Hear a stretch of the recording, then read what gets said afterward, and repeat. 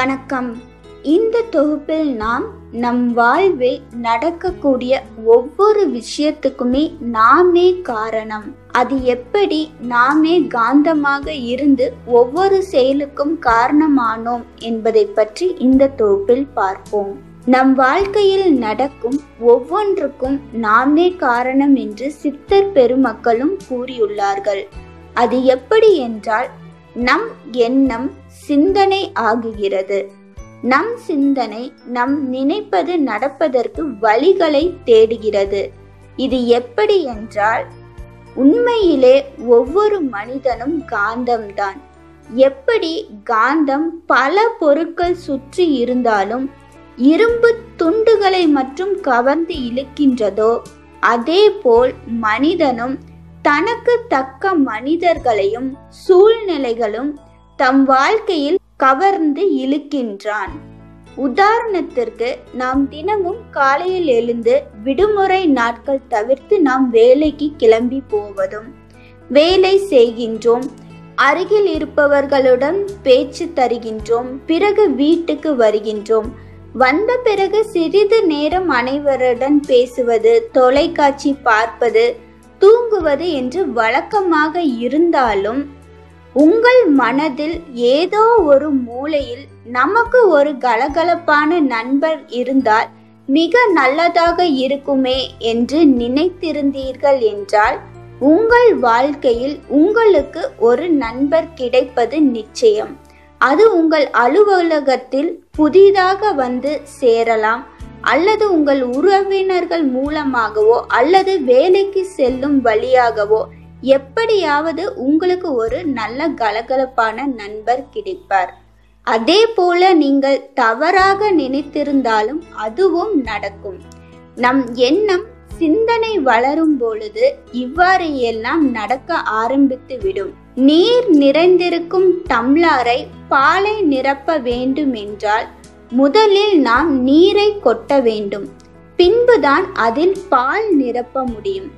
அதுபோல அற்பமான விஷயங்களை ஆர்வம் காட்டி பெரிய சாதனைகளை புரிய நாம் கனவு காண்பது வீணே. அடுத்தவர்கள் தவறுகளை மற்றும் கண்டுபிடிப்பதில் அதில் ஆர்வம் காட்டாதீர்கள். காட்ட காட்ட நீங்கள் தான் தவறான வழியில் சென்று கொண்டு இருப்பீர்கள். முதலில் அற்பங்களை அகற்றுங்கள், அற்புதங்களை உங்களுள் நிரப்பி வைத்துக் கொள்ளுங்கள். எண்ணம் சிந்தனைகள் தெளிவாக வைத்துக் கொள்ளுங்கள். எப்போதும் ஒரு தெளிவான குறிக்கோளை வைத்திருங்கள். வாழ்வில் அற்புதங்கள் நடக்கும்.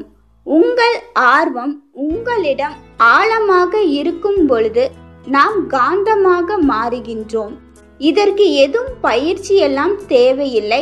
நம் எண்ணங்களை, குறிக்கோள்களை சரியாக இருந்தாலே போதும். இனி எதை கவர வேண்டும் என்று சிந்தித்து அவற்றை நம் மனதில் ஆழமாக பதித்துக் கொள்வோம். அதற்கு ஆர்வத்தையும் நம்பிக்கையும் மட்டும் நாம் ஏற்படுத்தி கொண்டால் போதும். இப்படி புதிய காந்த சக்தியை நம்மில் வளர்த்து கொண்டால் மீதி இந்த பிரபஞ்ச விதிகள் பார்த்து கொள்ளும். வாழ்க்கை சிறப்படையவும் அதற்கு தேவையான சூழ்நிலைகளையும் நம் வாழ்வில் அமைய ஆரம்பித்து விடும். சந்தர்ப்பங்களும் உருவாக தொடங்கிவிடும். நம்மளுடைய கனவுகளும் மெய்ப்பட தொடங்கிவிடும். இறைவன் நம்மை காந்தம் போல ஈர்க்கும் தன்மை உடையவர். மற்ற எல்லா பிறவிகளும் விட மனித பிறவி உன்னதமானது. நம் அறிவை சரியான முறையில் வளர்த்து கொள்வது மிகவும் அவசியம். மனதிற்கு நல்லது கெட்டது தெரியாது, உண்மை பொய்யும் தெரியாது. அறிவு சொல்வதை நாம் கேட்டு நடப்பதே சிறப்பாக இருக்கும். நேற்று என்ன நடந்தது பெருமைப்படுவதிலோ அல்லது வருத்தப்படுவதிலோ காலம் கடந்து போய்கொண்டே இருக்கும். அதில் எந்த ஒரு பயனுமே இல்லை.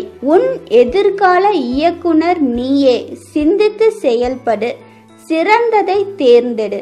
நம்முடைய ஒவ்வொரு செயலுக்கும் சொல்லுக்கும் விதையாக காரணமாக இருப்பது நம் சிந்தனையே. சிந்தனை சரியாக இருந்தால் நமக்கு சரியாகவே நடக்கும். சிரமங்களும் சோதனைகளும் நம்மை தாக்கும் போதும் நம்மை காப்பாற்ற இறைவன் நம் அறிவை கொடுத்திருக்கிறார். இறைவன் அறிவே வடிவானவர். நம்முடன் எப்போதும் இருப்பவர். கண் இமைக்கும் நேரத்தில் கூட இறைவன் நம்மை விட்டு போவதில்லை. வாழ்க்கை என்பது வாழ்வதற்கு, சாதாரணமாக அல்ல, அனுபவித்து வாழ்வதற்கு. இன்பம், துன்பம், வெற்றி, தோல்வி, கவலை, சுவாரஸ்யம், மாற்றம், ஏமாற்றம் என அனைத்துமே அனுபவித்து வாழத்தான் இந்த வாழ்க்கையை இறைவன் நமக்கு கொடுத்திருக்கிறார். ஆகவே மனதில் எந்தவித கலால் புணர்ச்சியும் இன்றி அனைவரும் சேர்ந்து ஒருமித்த கருத்துடன் இன்பமாக வாழ்வோம். ஒரு செயலை வேகமாக செய்வதை விட விவேகமாக செய்வதே சிறந்தது. விவேகம் என்றால் என்ன? ஒரு செயலை செய்வதற்கு முன் இதை நாம் ஏன் செய்கின்றோம், எதற்காக செய்கின்றோம், எப்படி செய்தால் நல்லது, இதனால் யார் யாருக்கு பயன், நன்மையா தீமையா, எப்போது செய்தால் சிறப்பாக இருக்கும் என சிந்தித்து செயல்படுவதே விவேகம். முதலாவதாக மனிதன் காந்தமாக அதற்கான சூழ்நிலைகளையும் நிகழ்ச்சிகளையும் எல்லாம் தானாகவே அவனை வந்து அமைகிறது. இரண்டாவதாக ஆழ்மனம் நம்பிக்கை கொண்டு இருப்பவர்கள் தங்களை அறியாமலே வரவழைத்து காண்கின்றார்கள். ஆழ்மனமுக்கும் நல்லது கெட்டது தெரியாது. நீங்கள் உறுதி செய்தது காந்தம் போல வரவழைத்து கொள்கின்றோம். நான் அப்போதே சந்தேகப்பட்டேன் என்று தம்பட்டம் அடித்துக் கொள்வது வீண்.